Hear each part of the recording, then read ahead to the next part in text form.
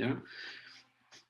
Pero eso ya lo habíamos dicho en la clase de la mañana, ¿no? Entonces, la otra característica que muestran estas moléculas cuando tienen estereoisomería D y L se conocen como moléculas que no presentan superposición, es decir, en la imagen popular, es decir, si ustedes colocan aquí un espejito entre las dos manos, claramente es el reflejo una de la otra, pero no son superponibles. Son características generales que desde un punto de vista del metabolismo no interesan mucho, pero sí respecto de la especificidad que pueden mostrar estos sustratos ante la presencia de una enzima. Ahí los estereoisómeros sí son importantes, ¿ya? Pero nosotros lo vamos a analizar en función de la reactividad que presentan, o sí, de las capacidades que presentan ciertas enzimas de reconocer moléculas o estereoisómeros en particular. A lo más vamos a hacer alusión a eso. Así que esto es algo como muy general, para que no nos olvidemos nomás de las características y propiedades de estas moléculas. Ahí tienen un ejemplo de dos enantiómeros, ¿ya? Y si ustedes se fijan, cambia la disposición nomás espacial de los átomos de la molécula, pero resulta ser que el enantiómero R es un sedante, es la famosa talidomide. En cambio, el enantiómero S es teratogénica, ¿ya?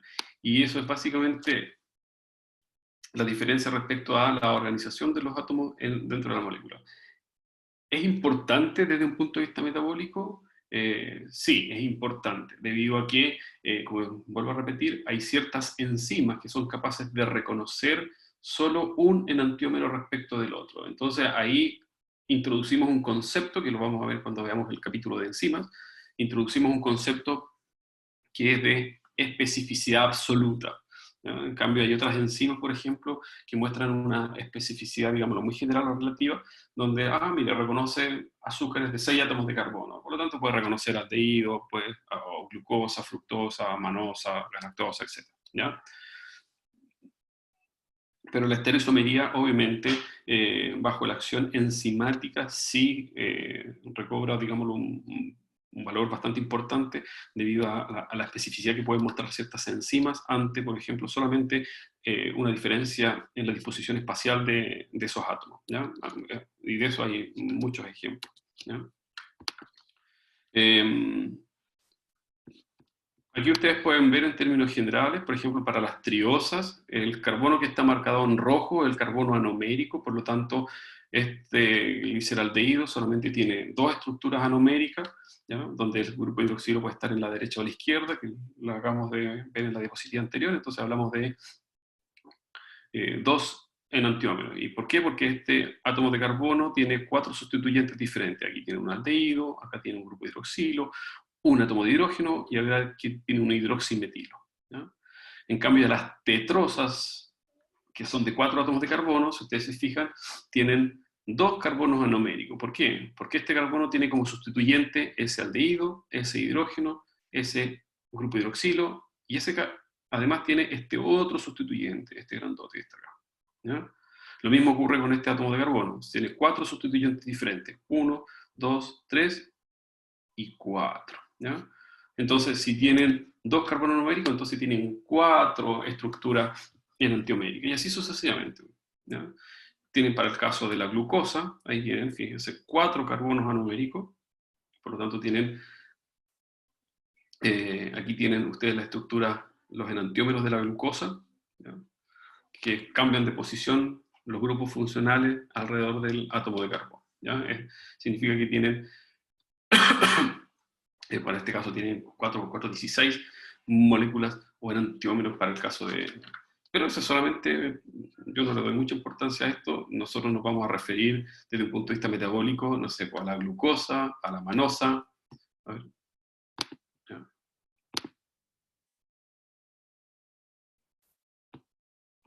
ya. Teratogénico es algo que dentro del proceso de... dentro del proceso de crecimiento, por ejemplo, ¿cómo lo puedo decir?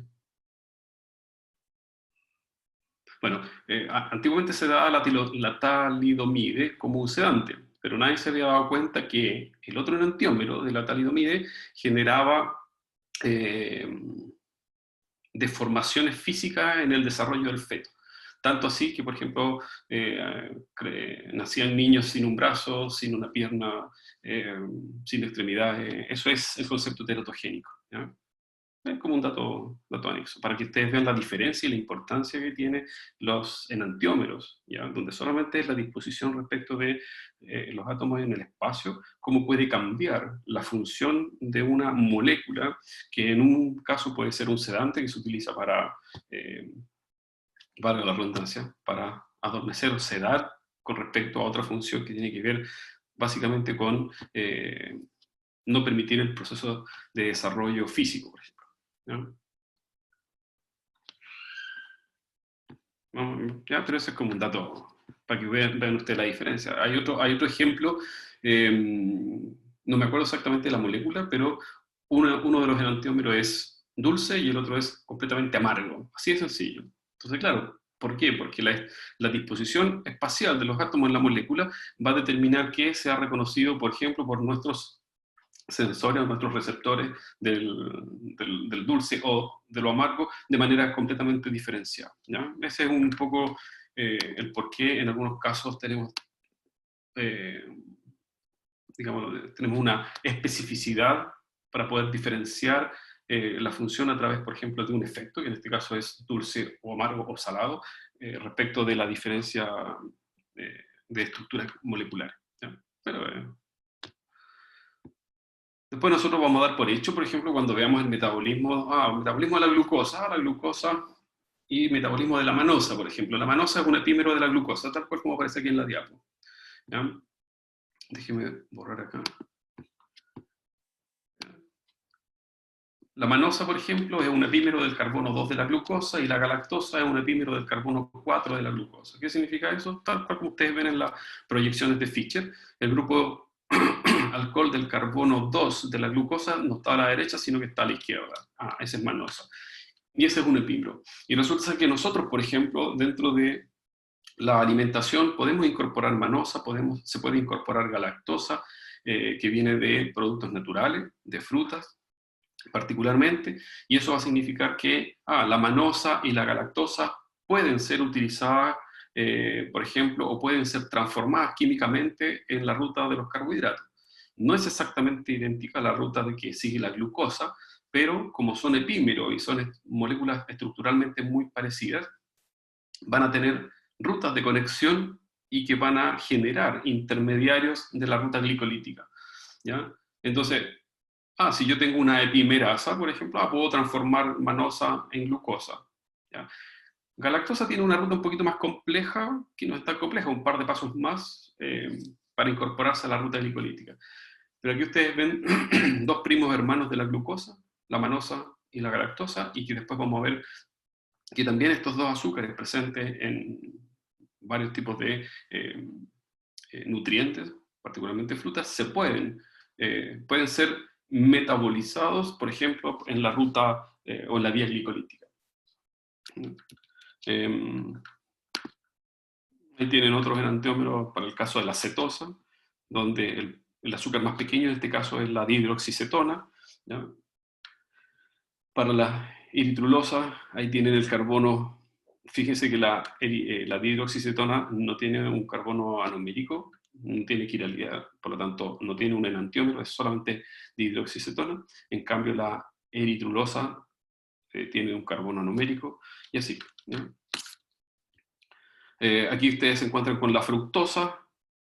La fructosa es un isómero de la glucosa, porque son dos moléculas de 6 átomos de carbono. La única diferencia es que la fructosa tiene un grupo ceto y la glucosa tiene un grupo aldehído, ¿no? Por lo tanto, ¿yo puedo interconvertir entre un aldehído y una cetona? Sí, se puede interconvertir, y eso lo hace una isomerasa, ¿no? Nos vamos a encontrar durante el metabolismo con fructosa sin ningún problema. Aquí está la famosa tagatosa, que está utilizándose mucho ahora en repostería, es como un azúcar más menos dañina, ¿ya? Pero resulta ser que la tagatosa también se puede metabolizar y tiene una ruta de metabolización que también la vamos a ver. Así como la tiene la glucosa, la tagatosa también se puede metabolizar, ¿ya? Por lo tanto, cualquier azúcar que se pueda metabolizar, uno puede obtener energía a partir de él. Entonces, tampoco, digamos que a pesar de ser un azúcar natural, no como la sacarosa, que es refinada, sí también aporta calorías, a diferencia de los edulcorantes, que yo le voy a mostrar uno en que no aporta calorías, ¿no?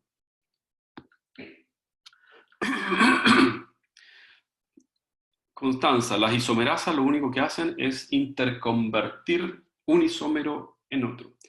Entonces, por ejemplo, los azúcares de 6 átomos de carbono, como la glucosa, que es una aldohexosa, se puede convertir en una cetohexosa. Entonces ahí lo único que usted está cambiando es el grupo aldehído con un grupo cetona. Y eso lo hace una isomerasa. Es decir, las isomerasas lo que hacen básicamente es intercambiar entre los isómeros correspondientes, ¿no?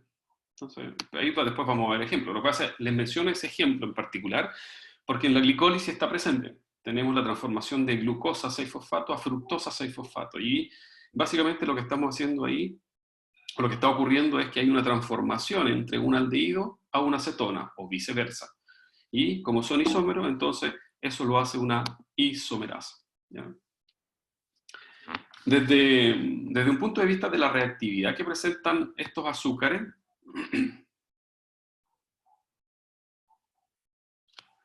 la energía se puede obtener de cualquier fuente. Obviamente, las fuentes naturales, uno siempre hace referencia, ¿no? Las fuentes naturales son más benignas que las fuentes, digámoslo, más no naturales o industrializadas. Me refiero el azúcar blanca que uno ingiere en el día a día, es un azúcar refinada, es un azúcar procesada. En cambio, la tagatosa se puede obtener, también es un polvo blanco y se puede obtener por procesos de separación y recristalización. Pero es azúcar al fin y al cabo. Si aquí, cuando uno habla obviamente, igual que la stevia es una molécula orgánica que tiene alto poder edulcorante. Y uno dice, es natural, sí, porque viene de la hoja de una planta, de la famosa stevia. La tagatosa también se puede obtener, por ejemplo, de la isomerización de la lactosa, que viene de la leche. Entonces, uno dice, sí, es una fuente natural. Sí, es buena, pero si aporta igual o mayor cantidad de calorías por mol, tampoco, digamos, es muy buena. O sea, lo importante es que las cosas naturales ojalá aporten o tengan un bajo aporte calórico, ¿ya? Pues si tienen un alto aporte calórico y resulta ser que yo gasto menos yo gasto, o yo me refiero a yo, al ser humano, no yo, que yo gasto menos calorías de las que consumo, está claro que voy a engordar, ¿ya? Entonces, por muy natural que sea, ¿ya? O por muy natural que sea la fuente de la cual se provenga el carbohidrato o el azúcar en general, ¿ya? Pero sí, obviamente lo menos procesado siempre es mucho más saludable, es menos dañino que todo lo más procesado. Los mecanismos de asimilación de los azúcares pasan directamente desde el estómago y el intestino a través del epitelio. Por lo tanto, los mecanismos de asimilación obviamente va a depender también de la biodisponibilidad de algunos azúcares. El problema de la sacarosa, que es azúcar refinada y azúcar pura, tiene una biodisponibilidad casi del 100%. Eso significa que automáticamente va a pasar todo a la sangre y por lo tanto tiene un alto poder glicémico, y lo que uno trata de evitar dentro de los procesos de dieta, yo no soy experto en dieta, ¿ya? Y tampoco soy nutricionista, como lo van a hacer ustedes, ¿ya? Yo me rijo por la bioquímica y en base a eso uno tiene alguna, aparte de las cosas que uno lee, ¿ya? Pero ahí ustedes tienen, por ejemplo, con la azúcar refinada, un 100% de asimilación, que tiene que ver con, obviamente, la biodisponibilidad, ¿ya? Pero si uno come, por ejemplo, ya una manzana que tiene fructosa, y uno dice, no, la fructosa es menos dañina que el azúcar. Sí, es menos dañina porque viene de una fuente natural directa. Lo que pasa es que la fructosa tiene menos biodisponibilidad, porque uno tiene que digerir la manzana, tiene que separar la fibra del extracto, en este caso del carbohidrato, y eso obviamente determina que la biodisponibilidad de ese azúcar que uno ingirió con una manzana, tendría que uno comerse 1 kilo de manzana como para, no sé, ser comparable con 1 o 2 cucharadas de sacarosa o de azúcar refinado, ¿ya? Y nadie se come 2 kilos de manzana. ¿Ya? Entonces, ahí también va a depender de la biodisponibilidad del azúcar, y obviamente eso disminuye el poder glicémico. ¿Ya? Entonces, claro, lo que uno trata de evitar es que existan estos famosos picos glicémicos que sean altamente hiperglicemiantes. Y de ahí viene el concepto de saludable. Cualquier azúcar que no aumente la glicemia y por ende no aumente la secreción de insulina, que eso es lo más dañino, digamos, para el cuerpo. Eso es lo que se concibe, para mí por lo menos, no sé, cada uno tendrá una opinión diferente, eso es lo que se concibe como un concepto de saludable. ¿Ya? Entonces, ¿ya? Entonces, dentro de las características químicas que presentan los azúcares, está representado un poco en esta diapo. Fíjense, aquí ustedes tienen un azúcar que tiene un aldehído, por ejemplo una glucosa. En su estructura de Fischer es una molécula extendida, ¿ya? Y que donde el grupo reactivo, en este caso el átomo carbono reactivo, es el del aldehído. Y si lo hacen reaccionar con otro alcohol, un R2, forman lo que se conoce como un hemiacetal, que es la famosa estructura de Howard de la glucosa. Es decir, cuando la glucosa se cicla, ¿ya? Déjenme buscar la otra diapo. Cuando la glucosa se cicla, básicamente es por la reactividad que muestra este aldehído del carbono 1, que es altamente reactivo, y lo hace, se me perdió el cursor, reaccionando con el alcohol del carbono 5. Entonces, cuando eso ocurre, obviamente, y no ocurre con el carbono ni 2, ni 3, ni 4, ¿por qué? Porque hay impedimentos y hay una restricción estérica, ¿ya? Y hay una alta tensión. Lo hace sí con el alcohol del carbono 5, porque ahí se genera una estructura que es termodinámicamente muy estable, que es la famosa molécula de glucosa, que uno más la que conoce siempre, ¿ya? Que es su estructura de Howard, es decir, en su estructura cerrada. Y eso significa que este aldehído, cuando reaccionó con este alcohol y permite la ciclación de esta molécula de glucosa, es la que se conoce como una reacción del tipo hemiacetal, ¿ya? Si fuese la fructosa, que es una cetosa, sería una reacción del tipo hemicetal, ¿ya? La diferencia, bueno, un poco está en la reacción, en la diapositiva anterior, ¿ya? Entonces, cuando tenemos un aldehído, reacciona con un alcohol, es lo que se conoce como la famosa reacción hemiacetal. Y este hemiacetal, fíjese, ahí tenemos un alcohol, si yo lo hago reaccionar, ¿ya? Al final es una reacción de deshidratación, y se elimina una molécula de agua, con otro alcohol, forma lo que se conoce como un acetal. Y alguien me preguntó por ahí en el chat de la clase anterior si el acetal es lo mismo que el enlace glicosídico, como yo lo llamé. Exactamente. Aquí imagínense que aquí hay otra molécula de glucosa que aporta un grupo alcohol. Y yo puedo formar, por lo tanto, con el hemiacetal, un enlace glicosídico y formar un disacario. Esa es una de las características de la formación, por ejemplo, del glicógeno o de cualquier disacario. ¿Ya? En que primero tiene que haber una reacción hemiacetal, por ejemplo, de la glucosa, y después este carbono anomérico que aporta el alcohol puede reaccionar con una segunda molécula de alcohol, por ejemplo, del carbono 4 de otra molécula de glucosa, y formar el famoso enlace alfa 1,4. Y ese enlace alfa 1,4 es, por ejemplo, el que está presente en la molécula de glicógeno, y así yo puedo formar un disacario. Puedo formar un disacario, después un trisacario, tetrapolisacario, por ejemplo, y una molécula de glicógeno. Entonces, dentro de las características de ciclación que muestra una molécula de glucosa, en que tenemos el estereoisómero L y el D, correspondiente a la L-glucosa, la D-glucosa, cuando se cicla en su estructura de Howard a través de la formación o la reactividad de un enlace o la formación de un enlace hemiacetal, ¿ya? El carbono 1, que en este caso sería del ácido del aldehído, fíjense, ahí está el alcohol del carbono 5 y ahí está el carbono 1 del aldehído, donde el alcohol actúa como un nucleófilo, y por eso ahí aparece una flechita ahí del par electrónico enlazante del oxígeno, actúa como un nucleófilo sobre este carbonilo, y este doble enlace se termina transformando en un simple enlace y aquí aparece un alcohol. Ahí está el alcohol. ¿Mm? Y esto trae como consecuencia la eliminación de una molécula de agua.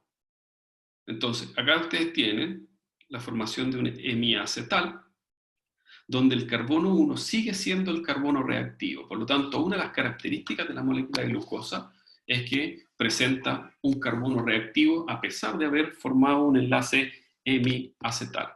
¿Ya?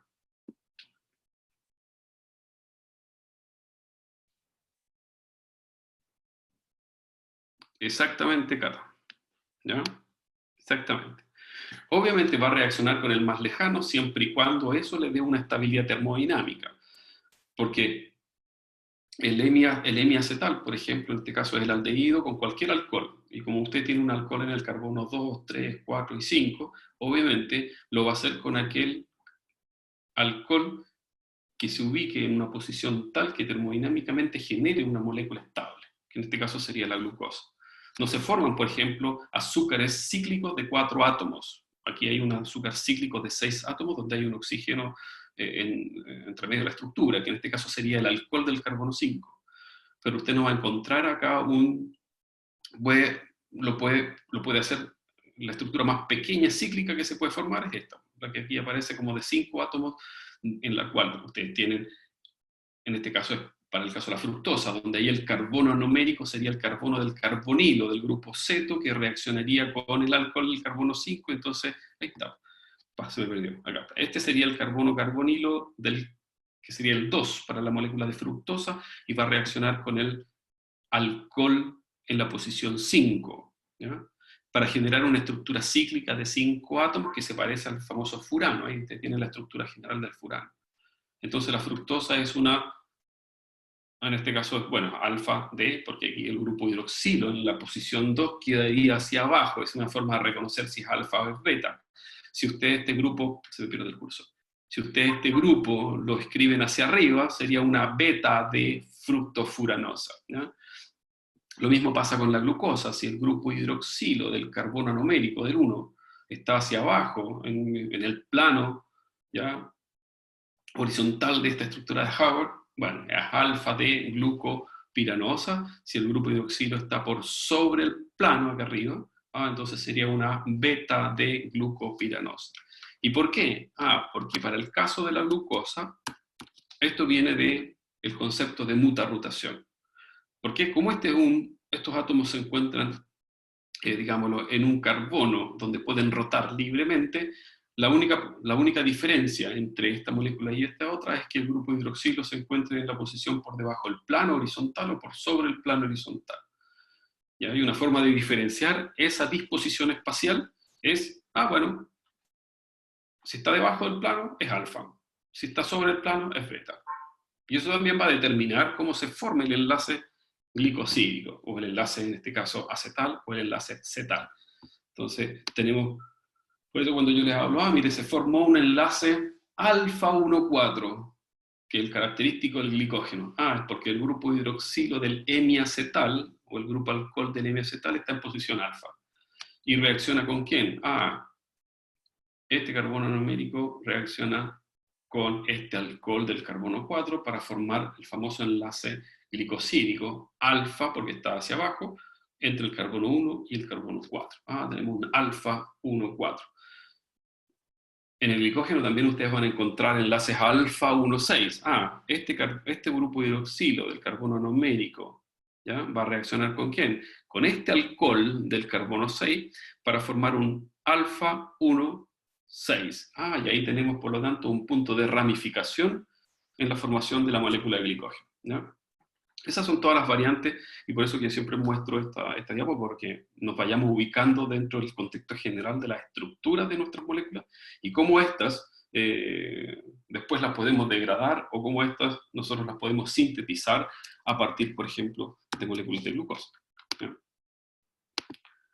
Bueno, ahí tienen ustedes algunos ejemplos de azúcares sustituidos, que son importantes, no sé, los aminoazúcares, ¿no? Aminoazúcares, glucosamina, galactosamina, manosamina. Es una manosa que tiene la sustitución, o la galactosa que se ha sustituido un alcohol un grupo amino por uno de los alcoholes, que en este caso es posición 2. Ese siempre es la posición 1, posición 2, posición 1, posición 2, ¿no? Estos de acá son importantes porque participan como intermediarios, por ejemplo, de la vía de las fosfatopentosas, ¿ya? Que es el B-glucano-gamma-lactona. Aquí estamos formando una lactona, aquí un ácido carboxílico, estos son intermediarios de esa ruta. Hay azúcares cuya sustitución está mediada por un grupo carboxílico, el glucoronato, o aquí el gluconato, y eso es básicamente, y para ese tipo de azúcar, por ejemplo, básicamente participarían sin ningún problema en propiedades ácido-base, es decir, estamos hablando de grupos ácidos que son dependientes del pH fisiológico. ¿Ya? Por nombrar algunos ejemplos. ¿Qué otras características tienen los azúcares? ¿Ya? Que también esta parte de la materia nosotros la vamos a ver en el primer laboratorio, sí, en el primer laboratorio experimental, donde vamos a ver propiedades de azúcares, hexosas, azúcares aldosas en general, cetosas en general. Y vamos a ver cómo podemos reconocer estos azúcares, si están presentes o no están presentes, por ejemplo, en una disolución, en una solución correspondiente. Y obviamente hay metodologías y hay sistemas químicos que permiten caracterizar la presencia, o más bien dicho, evidenciar la presencia de estos azúcares, ¿ya? Y una de esas características es lo que se conoce como la reactividad que muestran estos azúcares como agentes reductores. ¿Qué significa eso?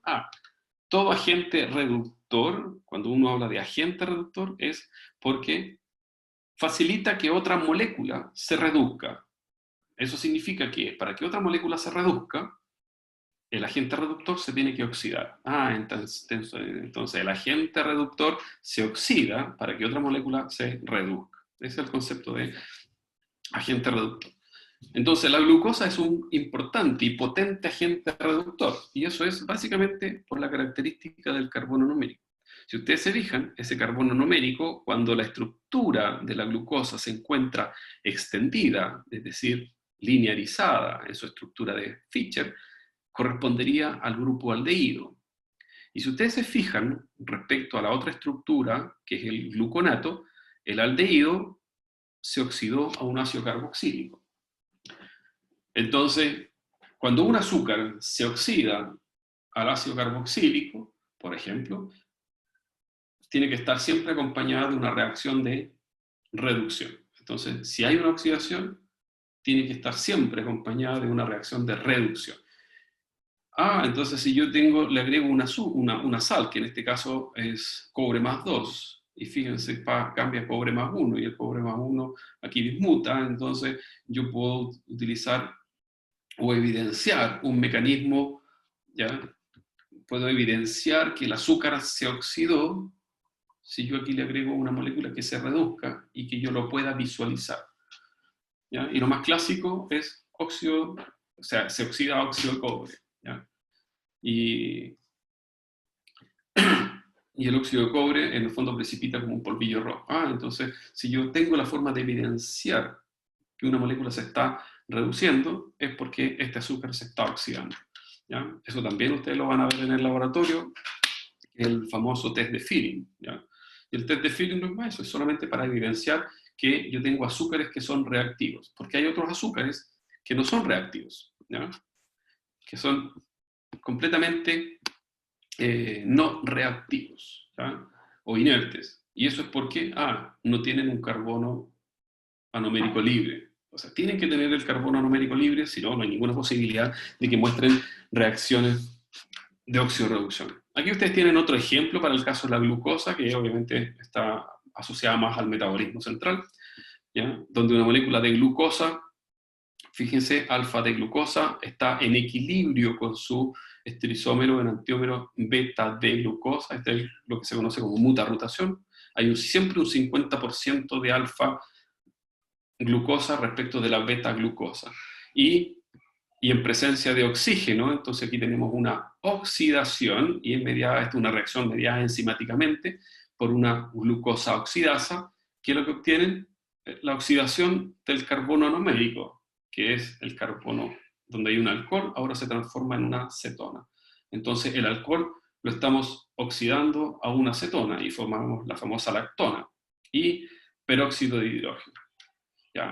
Esta es una reacción mediada enzimáticamente y es una forma clínica, bueno, ustedes no son clínicos, pero los nutricionistas que lleguen a trabajar al área clínica, por ejemplo, no sé, en una clínica, en un hospital, tienen que van a saber esto, o sea, no es que se vayan a encontrar ahí como ejemplo, ¿no? Pero por lo menos es un marcador, que se utiliza esta reacción como un marcador clínico. ¿Para qué? Para determinar la cantidad de glucosa en un test que permite medir la concentración de glucosa y la cantidad de glucosa. Porque esta enzima, si bien es cierto, es específica para la beta-D-glucosa, y yo solamente voy a poder evidenciar la presencia de la beta-D-glucosa, pero como estas dos están en equilibrio y todo equilibrio está gobernado por una constante de equilibrio, si yo desplazo, si este producto desaparece en esta reacción, este sustrato vuelve a restablecer el equilibrio a la beta y por lo tanto yo podría, con esta enzima, yo podría cuantificar, por ejemplo, completamente toda la cantidad de glucosa presente, por ejemplo, en un fluido biológico, saliva, orina, sangre, ustedes quieran. Es una técnica que se utiliza es una técnica, digámoslo, mediada enzimáticamente para poder evidenciar la cantidad y concentración de glucosa. Si bien es cierto, también esto es un ejemplo donde los azúcares, este es un ejemplo clínico, donde los azúcares juegan un rol importante para poder evidenciar, por ejemplo, si una persona tiene la posibilidad, ¿ya?, patológica, por ejemplo, de adquirir una diabetes mellitus tipo 2, es a través de lo que ustedes ven en pantalla. Básicamente, y eso es solamente por producto de la reactividad que muestra el grupo el grupo aldehído de la glucosa. Si ustedes se fijan acá, el grupo aldehído de la glucosa puede reaccionar con un grupo amino libre que puede estar presente en cualquier proteína. Cualquier proteína, por ejemplo, que tenga dentro de su estructura primaria, no sé, tenga lisina, arginina, ¿ya?, e histidina, aunque en menor medida la histidina, pero sí lisina y arginina, o una proteína que en el extremo, siempre, todas las proteínas van a tener un extremo amino terminal con un grupo amino libre. Entonces es el amino terminal de una proteína, o es el épsilon amino de la lisina, de un residuo de lisina que puede formar parte de mi cadena. Si ustedes se fijan, puede reaccionar con la glucosa para formar lo que se conoce como una base de Schiff. ¿Ya? Ahí está la famosa base de Schiff. Y la base de Schiff es una reacción de deshidratación en la que el carbono se une al nitrógeno covalentemente, y eso pues, se conoce base de Schiff por la estructura. ¿Ya? Después viene, obviamente, esas estructuras no son estables termodinámicamente, sino que se conoce como una, déjenme acordar el nombre, porque como son inestables termodinámicamente, después ellas buscan en el fondo su máxima estabilidad y se reordenan. Esa es la palabra que andaba buscando. Hay un reordenamiento molecular, fíjense, y ahí tenemos un enlace covalente carbono-nitrógeno, es lo que se conoce como famoso producto de Amadori. Esto es solamente un dato anexo, no es que se lo tengan que aprender de memoria, ¿ya? Pero, ¿qué es lo que quiero mostrarles con esta diapo? Más allá de que se llama base de Schiff, y después cuando hay un rearreglo intramolecular y que se llama producto de Amadori, aquí lo que importa es que, fíjense, el azúcar termina unida a mi proteína. Es decir, hay una glicosilación de proteínas en el plasma. ¿Cuál es la proteína más importante que anda circulando en el plasma?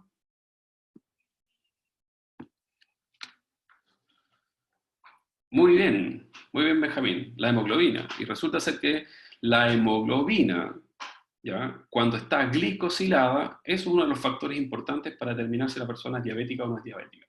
Ese es un marcador molecular que puede llevar 3, 4, 5 meses atrás, suficiente como para poder dilucidar si esa persona es diabética o no es diabética. ¿En qué les compete esto a ustedes? Harto. Porque una persona diabética tiene que tener un control alimentario extremadamente estricto. ¿ya? Entonces, y ahí obviamente no es que ustedes tengan que saber la génesis de la diabetes, pero sí saber que la persona, por ejemplo, tiene una cierta patología y que esa patología va a determinar qué tipo de nutriente y cuál va a ser la proporción de los nutrientes y la calidad de los nutrientes que ustedes le van a incorporar a través de la dieta. ¿Ya?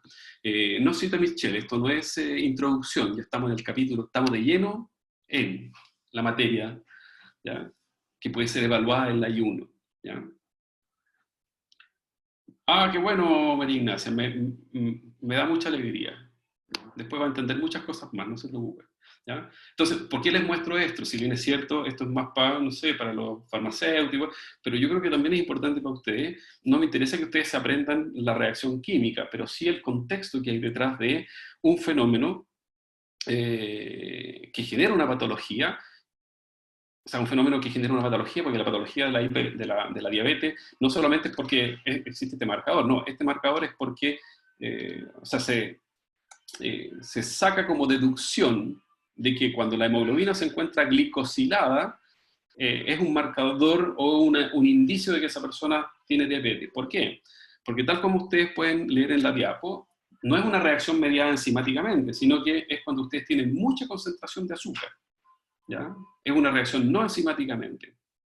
Entonces, si los niveles de azúcar en la sangre son extremadamente elevados y toda la vida, toda su vida ustedes han tenido los niveles de azúcar elevados, lo más probable es que ustedes tengan un alto grado de, me refiero a ustedes al ser humano en general, ¿ya? Que las personas tengan un alto grado de glicosilación de la hemoglobina. Y si eso es así, bueno, cuando uno se toma una muestra de sangre y determinan clínicamente la cantidad de hemoglobina glicosilada, es un parámetro para definir si esa persona es diabética o no es diabética. Ojo, todos, ustedes, yo, obviamente, ustedes tienen menos años, ¿ya?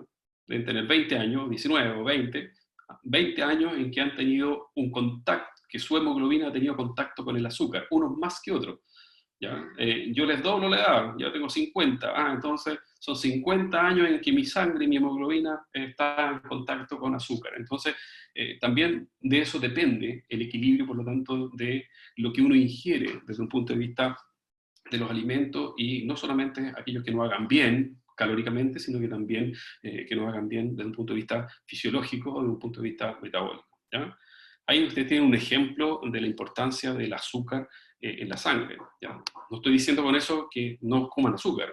Sí, uno puede comer azúcar. Ojalá azúcar natural y lo más sano posible y en la medida y en la justa medida. ¿Ya? Que no nuestra alimentación se transforme en azúcares no refinadas, o sea, azúcares refinadas y procesadas, 100% de nuestra dieta. Eso es un poco lo que... Eh, un poco el mensaje, ¿ya? Eh, exactamente, Gemora.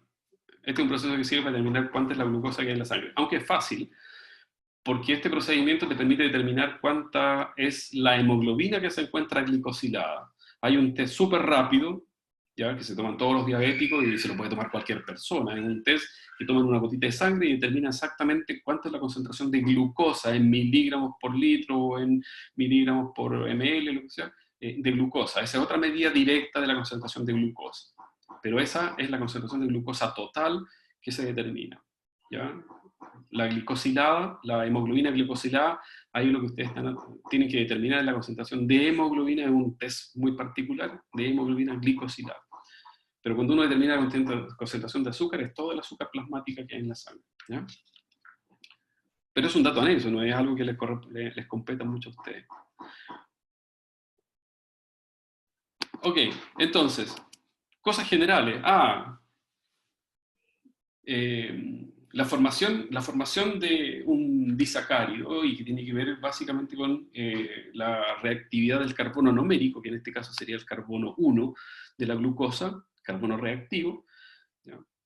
¿Y por qué no es el carbono 4 si el carbono 1? Fíjense, el carbono 1, carbono 2, carbono 3, carbono 4 y carbono 6 son todos parecidos. Carbono, alcohol, carbono, alcohol, carbono, alcohol, carbono, alcohol, carbono, alcohol. ¿Qué diferencia tiene el carbono 1, 2, 3, 4 y 6? Que uno es reactivo y los otros no son reactivos. Si son todos iguales, desde un punto de vista del grupo funcional que lo constituye.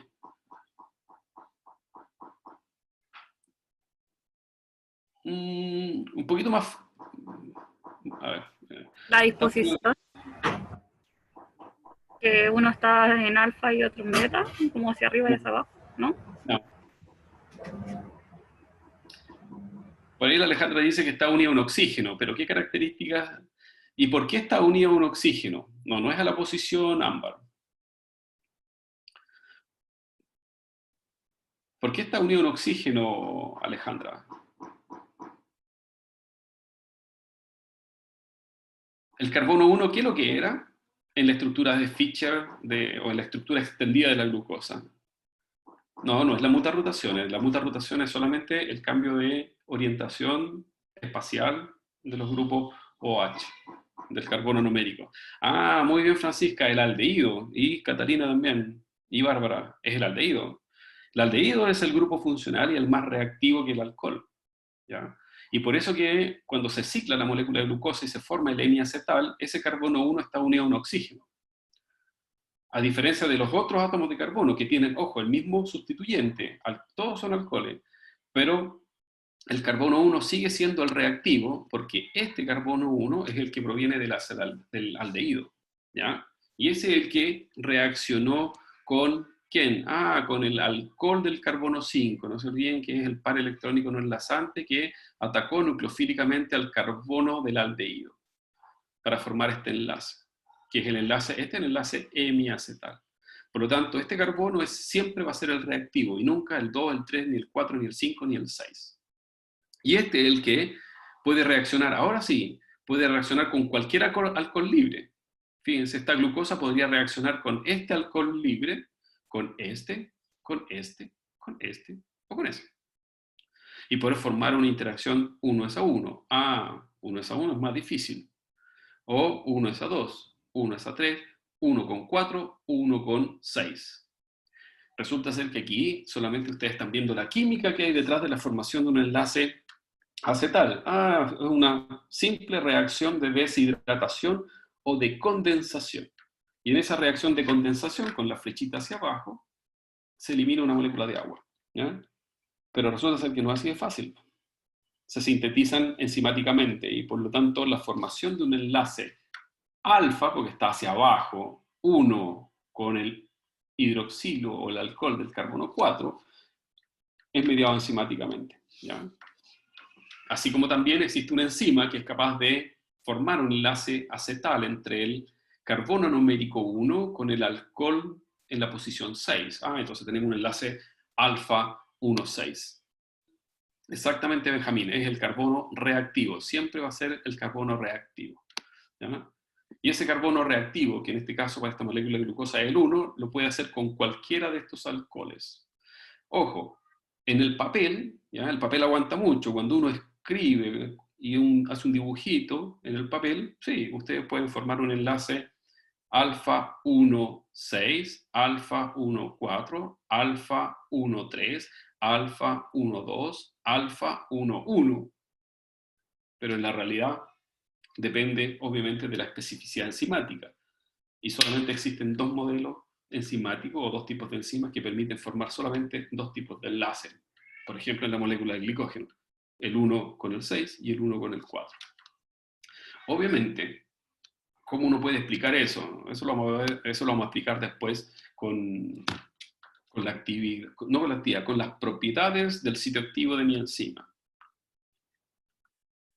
La diferencia entre un enlace hemiacetal es cuando el aldehído reacciona con el primer alcohol. Ahí tenemos un hemiacetal. Y una vez que ocurre esa reacción y ese carbono numérico reacciona con un segundo alcohol, ahí se forma el acetal. ¿Ya? Por lo tanto, ese carbono reactivo de la glucosa tiene, por decirlo, dos reactividades, con un alcohol y después con un segundo alcohol. Entonces se forma el hemi y después el acetal. ¿Ya?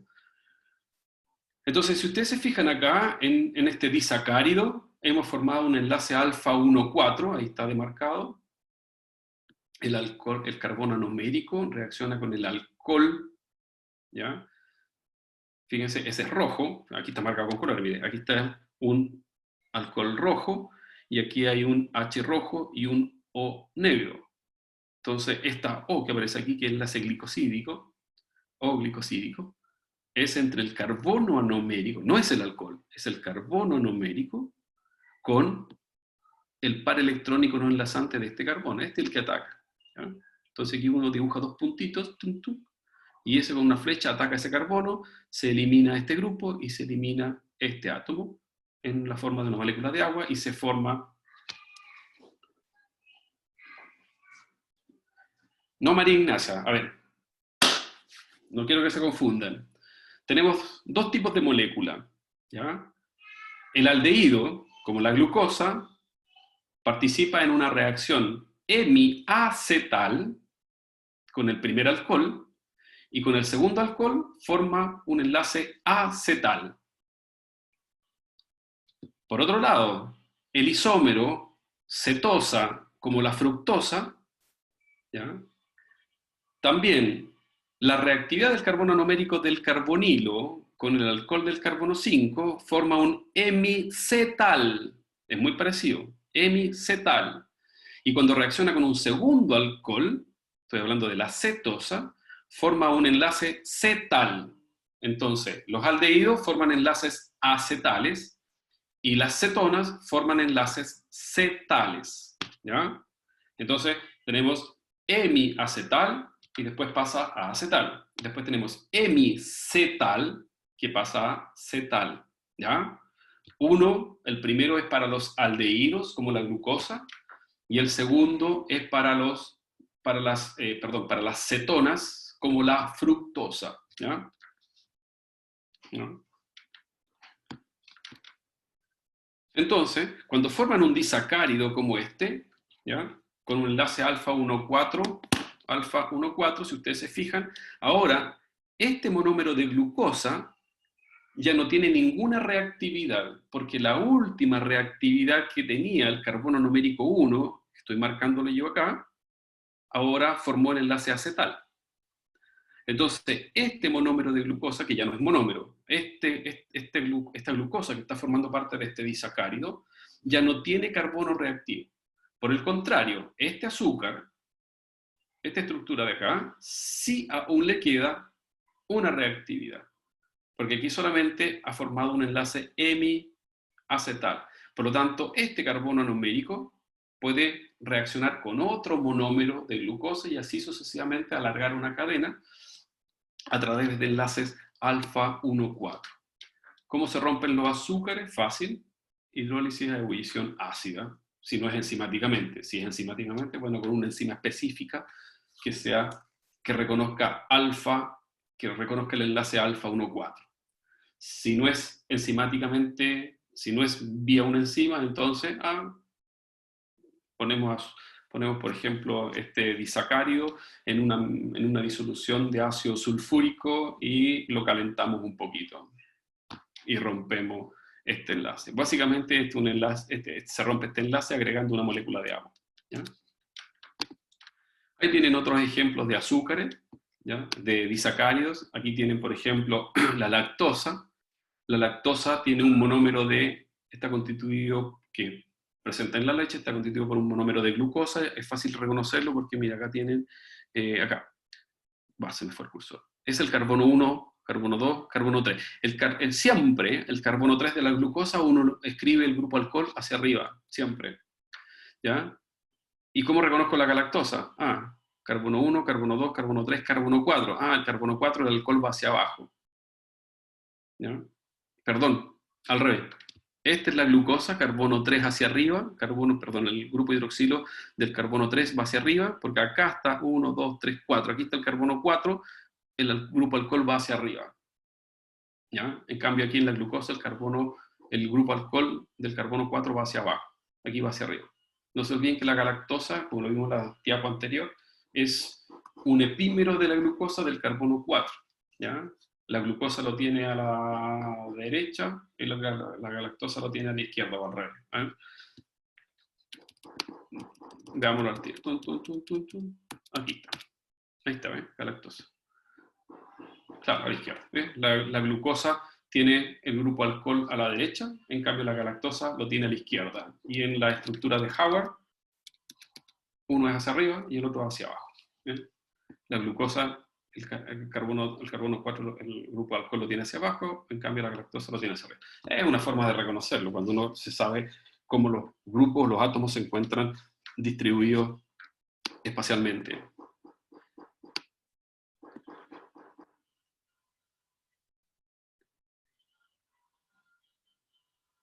Para el caso del A, este sería un alfa 1,4, ¿ya? Porque se considera siempre el primer monómero, ¿ya? Entre la galactosa y la glucosa. Pero si ustedes se fijan, ¿ya? Este es el carbono 1 de la glucosa, entonces a ese carbono 1 de la glucosa aún le queda una reactividad, por lo tanto tiene un extremo reductor, ¿ya? Entonces, si ustedes toman la lactosa, ¿puede participar en una reacción de oxorreducción? Claro que sí, es un agente reductor. Bueno, al paso. Aquí tienen otro ejemplo, que es la famosa sacarosa, que es la azúcar refinada, la que uno le echa al café a los que les gusta tomar el azúcar blanca. Y es un disacario de glucosa y fructosa. Aquí tengo una aldosa y acá tengo una cetosa. Y si ustedes se fijan, la cetosa, esta fructosa, no tiene carbono reactivo, ¿ya? ¿Cuál es el carbono reactivo? Este sería el carbono 1 de la glucosa y este sería el carbono 2 de la fructosa. Por lo tanto, este es el carbono del carbonilo. En alguna parte tengo un puntero. Espera, déjeme ver porque ya me estoy... creo que hay un puntero por aquí. ¿Es ese? No, no es ese.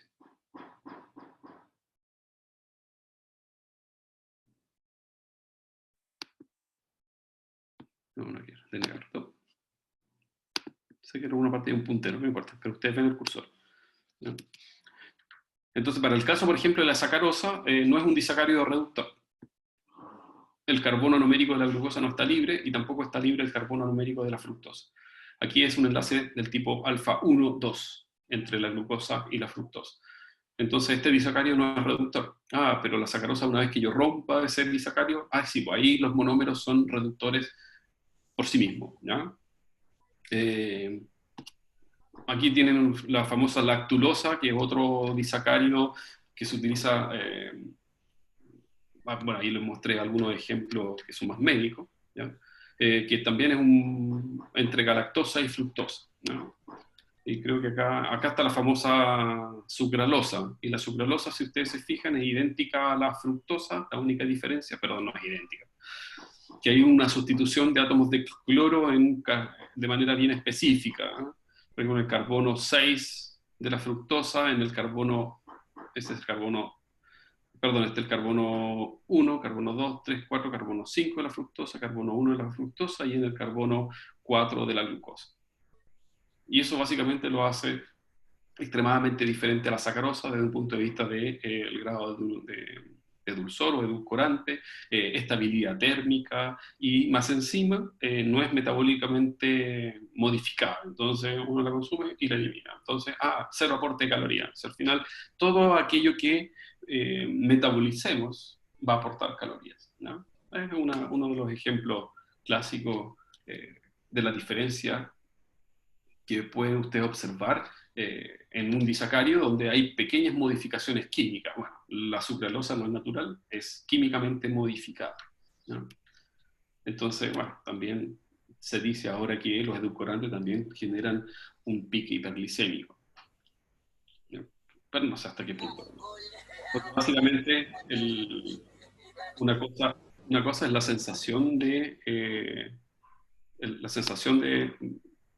del sabor azul, ¿ya? La sensación del sabor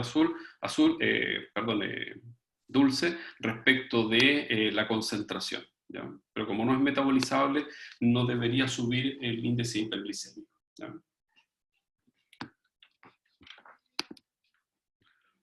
A ver qué hora es.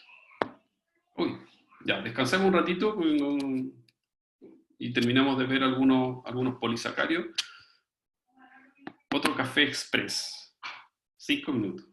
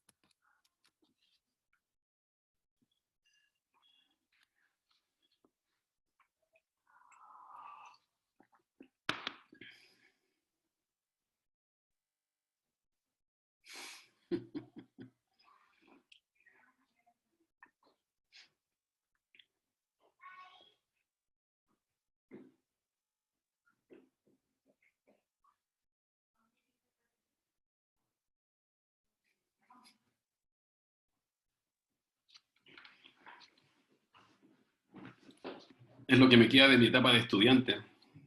Vivía, vivía con, vivía con café. Aunque ustedes no lo crean, yo tomo café para dormirme.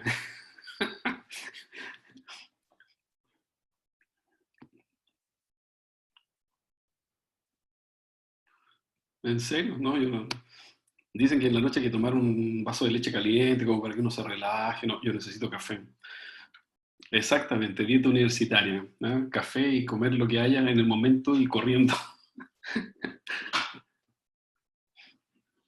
También le hago al mate, le dice, tengo mi mate, pero, pucha, lo preparo y me da...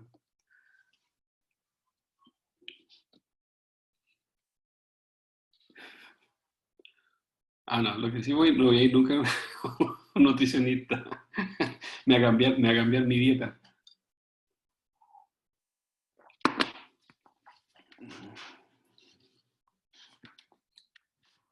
Ah,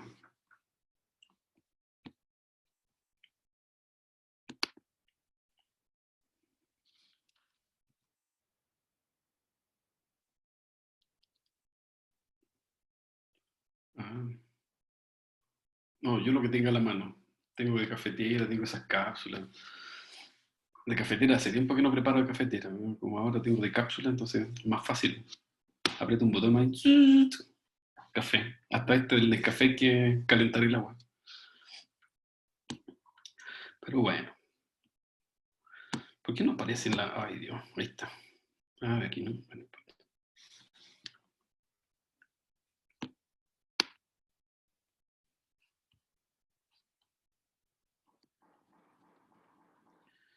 ya.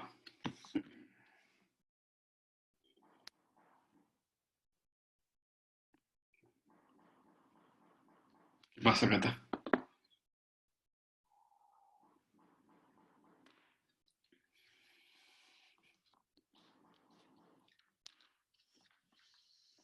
¿Comercial? ¿Qué comercial?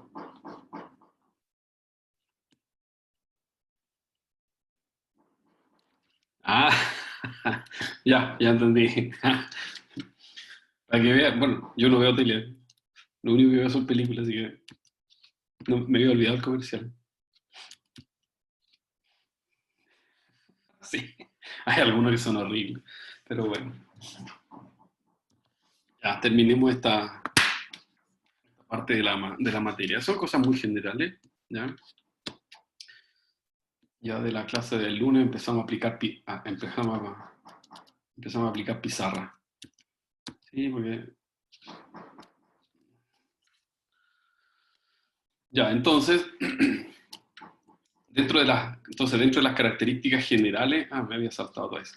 Dentro de las características generales de estas estructuras monoméricas que podemos formar estos famosos enlaces glicosídicos o enlaces acetal, si es obviamente el monómero de glucosa el que provee el átomo, el grupo hidroxilo o el grupo alcohol que ataca nucleofílicamente, entonces formamos el famoso enlace acetal o enlace glicosídico. ¿Ya? Y así podemos, por lo tanto, ir aumentando el largo de nuestra cadena eh, polisacárida, ¿no? Eh, Ahí ustedes ven otro ejemplo de la importancia de los azúcares, no solamente en cuanto a su constitución, más bien dicho, síntesis y generación de esta cadena, sino que a la importancia química o la importancia metabólica que pueden tener cada uno de estos monómeros constituyentes de estos disacáridos provenientes de productos naturales, como por ejemplo la lactosa. Nosotros tenemos una lactasa, una enzima que hidroliza el enlace glicosídico y generamos por un lado galactosa y glucosa. ¿Ya? La glucosa va a entrar directamente a la ruta glicolítica, porque la ruta glicolítica se inicia con la glucosa. En cambio, la galactosa eh, no entra directamente a la ruta glicolítica, sino que la galactosa se tiene que transformar en algunos intermediarios, y después se los voy a mostrar. Al final, terminamos generando galactosa 6-fosfato y esa se isomeriza y genera fructosa 6-fosfato. Entonces, la galactosa va a entrar a la ruta glicolítica no como glucosa, que es un epímero directo, sino que va a entrar como un intermediario de la glicólisis, ¿ya? Pero también la galactosa se puede isomerizar. Entonces, la galactosa, que es una aldose exosa, se puede isomerizar, fíjense, a una cetohexosa, la famosa tagatosa. Y resulta ser que la tagatosa también se utiliza como edulcorante en la industria alimentaria, ¿ya? No afecta los niveles de glucosa e insulina en la sangre, pero sí aporta calorías, ¿ya? ¿Por qué? Porque la tagatosa también se puede metabolizar, esa sí se puede metabolizar, y después yo le voy a mostrar una ruta que existe que permite metabolizar la tagatosa. Pero se puede obtener tagatosa a partir de galactosa a través de una sencilla reacción de isomerización, en que están transformando una aldohexosa en una cetohexosa, ¿ya? Después vemos las rutas metabólicas, ¿ya? Y por último, el concepto de polisacárido, que aquí sí nos interesa un poco más, y los polisacáridos todos sabemos que están presentes en muchos de los alimentos, ¿ya? Y además los polisacáridos pueden cumplir diferentes tipos de funciones, ¿ya? De protección, como el caso, por ejemplo, de estos escarabajos, ¿ya? Que son un componente importante en el exoesqueleto. Bueno, el almidón presente ampliamente distribuido en algunos alimentos, glicógeno, particularmente en productos cárnicos, ¿ya? La quitina también es un polisacárido que está presente en los insectos, que actúa como un sistema de protección, y por aquí escondido debe estar la celulosa, acá está, que también es un sistema de protección para las células vegetales. Entonces, básicamente, pero nosotros desde un punto de vista estructural, si bien es cierto, los polisacáridos son importantes y tienen diferentes tipos de funciones, nosotros nos vamos a referir particularmente a aquellos que tengan una importancia metabólica, ¿ya? Y por lo tanto nos vamos a centrar para el caso del glicógeno, que es un homopolímero ramificado, ¿ya? Bueno, siempre digo algo y empezamos por otro. Bueno, el almidón es muy parecido al glicógeno, presente en los alimentos clásicos, en las papas, en el pan, en muchos de los cereales, ¿ya? O legumbres. Y el almidón tiene la característica de presentar dos tipos de estructuras poliméricas, que uno es lineal y otro es ramificado, ¿ya? El homopolímero lineal es la amilosa y el ramificado es la amilopectina. El glicógeno que nosotros almacenamos en el hígado, como les dije anteriormente, es idéntico a la amilopectina. Tiene enlace alfa 1,4 y tiene alfa 1,6, y ambos están constituidos exactamente por el mismo monómero, glucosa, ¿ya? Entonces, y así como el almidón, ¿ya?, es el reservorio de energía para las plantas, el glicógeno lo es para las células animales, ¿ya? Por lo tanto, desde un punto de vista químico, son muy parecidos el proceso de transformación química. Creo que, no sé si tengo el almidón, pero, o sea, el glicógeno, ¿ya? Pero para romper un enlace alfa 1,4 necesitamos una enzima, que para nosotros de los alimentos podemos utilizar el almidón, porque en nuestra saliva tenemos presente la amilasa. Y los enlaces alfa 1,6 presentes en la amilopectina, nosotros los hidrolizamos con dextrinasas, ¿ya? O enzimas desramificadoras, ¿ya? Entonces, podemos utilizar el almidón como fuente nutricional y calórica, claro, porque tenemos las enzimas específicas que permiten degradar alfa 1,4 y alfa 1,6, ¿ya? Para el caso del glicógeno que nosotros almacenamos, obviamente son enzimas más específicas, ¿ya? Para hidrolizar un enlace alfa 1,4 necesitamos una enzima que se llama la glicógeno fosforilasa, pero cumple exactamente la misma función que esta amilasa que rompe el mismo enlace alfa 1,6 en el almidón. Y se llama amilasa porque hidroliza almidón. Y la otra se llama glicógeno fosforilasa porque hidroliza el mismo enlace pero en el glicógeno. Entonces, en ese sentido, los nombres de las enzimas son bien atingentes al sustrato o a la función que cumplen. Entonces, a veces es fácil acordarse del nombre de la enzima, ¿ya?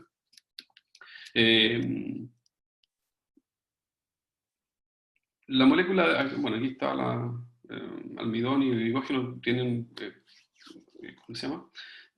Tienen estabilización y estructuras que son muy parecidas, ¿ya? Si ustedes se fijan, acá tienen una cadena lineal y por lo tanto estos grupos, alcoholes que aparecen acá, son altamente polares. Y al ser polares significa que van a estar estabilizados por interacciones electrostáticas, por ejemplo, con el agua. Y por eso que el almidón uno lo puede disolver en agua, el glicógeno uno lo puede disolver en agua. Son estructuras, obviamente, son partículas bastante grandes, ¿ya? Que uno sí puede ver una solución opaca, ¿ya? En este caso es una disolución opaca, pero es solamente por el tamaño de partícula. Pero sí se puede estabilizar por interacciones, por ejemplo, con el solvente. Y eso es gracias a los grupos hidroxilos presentes, ¿ya? Ahí ustedes tienen la molécula de glicógeno, si ustedes se fijan, es muy parecida desde un punto de vista de primero, de su estructura, es muy parecida a la amilopectina, puntos de ramificación, alfa 1,6, enlaces alfa 1,4. La única diferencia está en que si yo quiero, y también haciendo alusión, por ejemplo, a las reactividades de la molécula, si ustedes se fijan, esta molécula de glucosa, el carbono 1, ya está formando la última posibilidad de enlace con el alcohol del carbono 6. Por lo tanto, ese carbono deja de ser anomérico y deja de ser, perdón, es un carbono anomérico, pero deja de ser reactivo. Ya formó el segundo enlace, que es el acetal. Este monómero también ya formó el segundo enlace acetal con este monómero de glucosa, y así sucesivamente. Por lo tanto, si yo analizo y veo esta estructura del glicógeno, ¿ya? Y si aquí aparece un OH, ¿ya? Como si fuese el extremo de mi cadena, ese carbono sigue siendo un carbono reactivo. Por lo tanto, mi molécula de glicógeno tiene un carbono reactivo y todos los otros carbonos ya dejan de ser reactivos, ¿ya? Esa es una característica también. Entonces, el glicógeno, el almidón, o la amilosa, la amilopectina, ¿tienen propiedades redox? Sí, por este, ¿ya? Basta y sobra que tenga un carbono reactivo para tener y presentar propiedades redox, ¿ya? Claro, la diferencia está que el glicógeno en las células animales no está libre como glicógeno, sino que está formando una estructura extremadamente compleja como esto. Significa que este extremo del carbono reactivo, ¿ya? Que es el carbono 1 de este extremo de mi cadena, está unido a una proteína, a una glicoproteína. Entonces, literalmente, ese carbono no está libre, ¿ya? En la realidad. Pero si yo dibujo esta molécula de glicógeno y acá le coloco un alcohol, aquí, y eso, aquí, ojo, esto está malo, ¿eh? Aquí, esta estructura que aparece aquí está mala, ¿ya? Porque aquí todo quiebre en esta recta denota un CH2, y no hay un CH2. Está mal dibujada esta figura, pero solamente aquí tendría que haber sido una rayita con guatita, ¿ya? Sin quiebre, porque los quiebres representan, en este tipo de estructura, en este tipo de nomenclatura, representa un CH2. Así que esa figura está mala, no lo hagan cuadradito, ¿no? Si ustedes lo hacen, si es que le piden una figura, pero como yo no les voy a pedir figuras, porque ustedes tienen que describir lo que se les pide que expliquen, no es necesario, ¿ya? Entonces, lo importante es que si aquí yo escribo un grupo alcohol, ¿ya? Un grupo H, ese carbono es reactivo. ¿Ya? En cambio, todos los otros carbonos de la molécula de glicógeno no serían reactivos, ¿ya? Obviamente la importancia que tiene el glicógeno no solamente en cuanto a su composición, sino en cuanto a la función que va a tener esta molécula. Y por lo tanto, vamos a ver que existe una simbiosis extremadamente importante entre el músculo esquelético y el hígado. La diferencia está en que el glicógeno presente en el hígado, ¿ya? Va a ser exportado como glucosa. Aquí está bien representada la llavecita, ¿eh? Se exporta glucosa. Y se exporta glucosa a distintos tejidos, así como también al músculo esquelético, que es 100% glicolítico. ¿Y para qué utiliza la glucosa el músculo esquelético? Bueno, no para sintetizar glicógeno, sino que para obtener energía, ¿ya? Entonces, la diferencia está en que el glicógeno en el hígado se utiliza para exportar glucosa bajo ciertas condiciones metabólicas determinadas. En cambio, el glicógeno en el músculo esquelético se utiliza 100% para obtener energía. Y después vamos a ver por qué, ¿ya? El músculo esquelético solo utiliza el glicógeno para su propio beneficio, en cambio el hepatocito utiliza el glicógeno para beneficiar al resto. ¿ya? Esa es una diferencia que está definida particularmente por la deficiencia de una enzima en el músculo esquelético, que es la famosa glucosa 6-fosfatasa. Esa no está presente en el músculo esquelético y por lo tanto el músculo esquelético no puede hacer gluconeogénesis. Y además, como es un órgano 100% glicolítico, entonces va a utilizar la glucosa a través de la glicólisis y solamente la va a almacenar como glicógeno cuando haya un exceso de glucosa y esa glucosa sí la pueda transformar en glicógeno, ¿ya? Pero solamente en esa condición el músculo esquelético puede almacenar glucosa como glicógeno. Pero cuando está haciendo un trabajo físico, contracción muscular, utiliza el glicógeno para la obtención de energía a través de la glicólisis, ¿no? Bueno, y la última diapo, yo se las muestro así en términos generales, es la famosa celulosa presente en los vegetales, y la única diferencia, que no es, si ustedes se fijan, no es alfa 1,4, es beta 1,4 entre monómeros de glucosa. Y aunque ustedes no lo crean, esta unión beta 1,4 determina que ahora todas las moléculas sean planas y por lo tanto se forme una capa, y eso le da mayor resistencia y mayor protección a los vegetales, en este caso como recubrimiento. Entonces la celulosa tiene un rol de protección más que un rol metabólico. Por lo menos nosotros no podemos utilizar la celulosa como fuente de energía, pero sí los rumiantes, porque tienen una enzima que se llama la celulasa y por lo tanto degrada enlaces beta 1,4 de manera específica y puede utilizar por lo tanto la glucosa proveniente de la celulosa, ¿ya? Es decir, por eso que pueden comer pasto de manera indiscriminada y así obtienen su fuente de energía. Nosotros no podemos utilizar la celulosa como fuente de energía. No tenemos la famosa enzima que degrade la celulosa y ahí sí podríamos ser vegetarianos. Si tenemos celulosa podríamos ser vegetarianos. Pero no la tenemos, así que tenemos que ser vegetarianos y carnívoros. Omnívoros. Ya, ya chicos. ¿Alguna duda? ¿Pregunta? Como ustedes podrían haberse dado cuenta, por ahí no me acuerdo quién me preguntó si estábamos todavía en la introducción. No, no estamos en la introducción, pero es algo light, es algo livianito, pensando en que obviamente hay tópicos que ustedes ya revisaron y aquí estamos solamente recordando algunas cosas que después obviamente nosotros las vamos a profundizar, ¿ya? Entonces tampoco va a ser así de la segunda clase, no, para que ustedes no se asusten tampoco, ¿ya?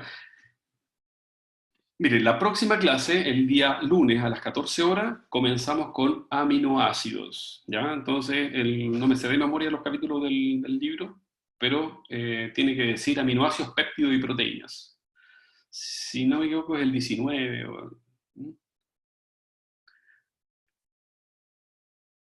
Las grabaciones están en la nube, ¿ya? La estoy grabando en la nube, así que ustedes bájenla. Lo que pasa es que yo no tengo mucha capacidad en mi computador. Voy a hacer un rechequeo y por último las bajo, si es que me permite bajarlas y poder subirlas en el Google Drive, pero estoy medio colapsado. Con la clase del semestre pasado, ahora, un poco colapsado, entonces por eso estoy grabando en la nube. ¿Ya? Sí, una vez que yo termino la clase, se finaliza, puede pasar, no sé, un par de horas, mediodía, y dice, la clase está disponible en Canvas, ¿ya? Es decir, ahí le aparece el link, entonces ustedes pueden revisar sin ningún problema la grabación de nuevo, ¿ya? Así que de eso no se preocupen. Canvas siempre avisa cuando la grabación está lista.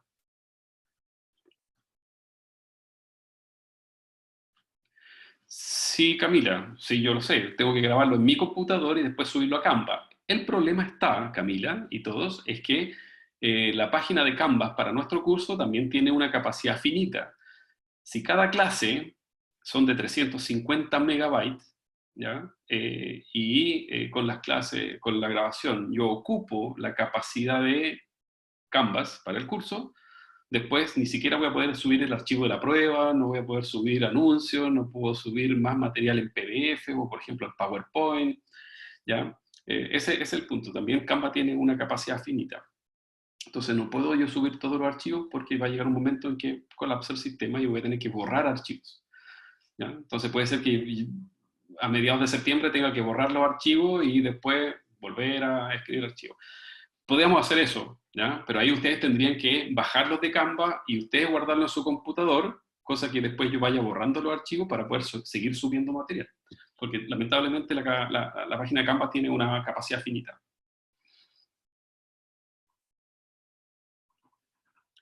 Sí, justo antes de la clase de la mañana estaba haciendo un drive donde ya tengo el Leninger que me convidó Camila. ¿Camila fue? ¿O Cata? Ya no me acuerdo. Cata parece que fue. A ver, voy a revisar el correo. ¿Ya? Pero por lo menos ya creé una carpeta del KIM 202, la Cata. ¿Ya? Ya tengo una carpeta creada del KIM 202 en el Drive.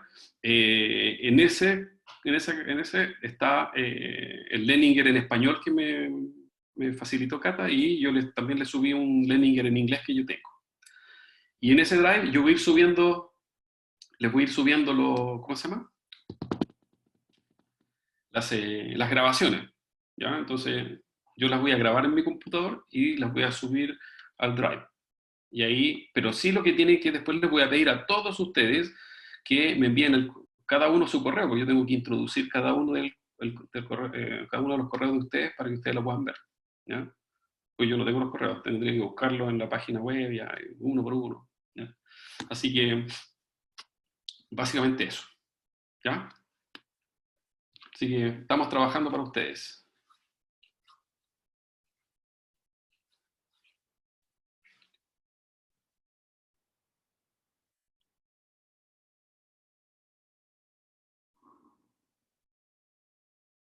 Ya, déjeme ver cómo lo puedo hacer, no tengo idea cómo hacer eso. Puede enviar un link y así puede entrar sin agregar correo.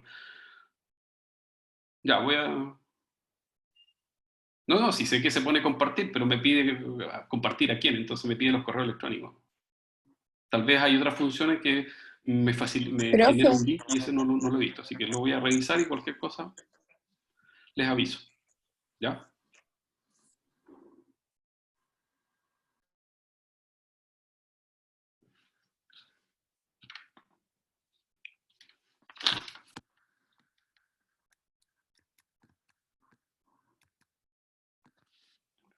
Déjenme ver una cosa, ¿eh?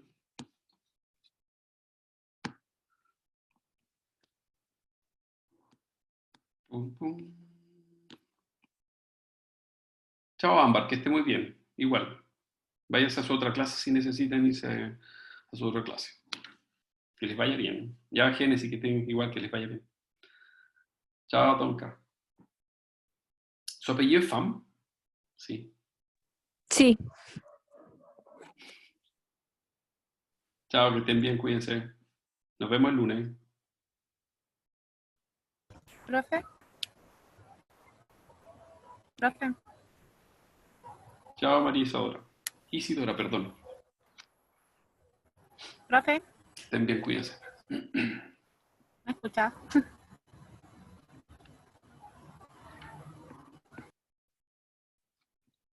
Vamos a detener la grabación.